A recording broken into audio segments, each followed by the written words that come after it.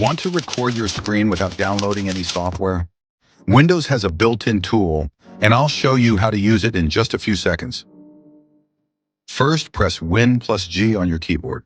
This opens the Xbox game bar. Don't worry, it's not just for gaming. Next, click on the capture widget. It looks like a little camera. Now hit the record button or simply press Win+Alt+R to start recording. To stop recording, click the stop button or press Win+Alt+R again. Your recorded video is automatically saved in the Videos folder under Captures. Super easy, right?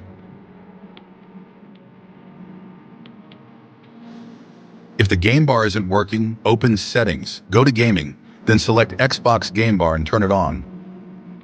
And that's it. No extra software, no hassle. If this helped, hit like and subscribe for more quick tech tips.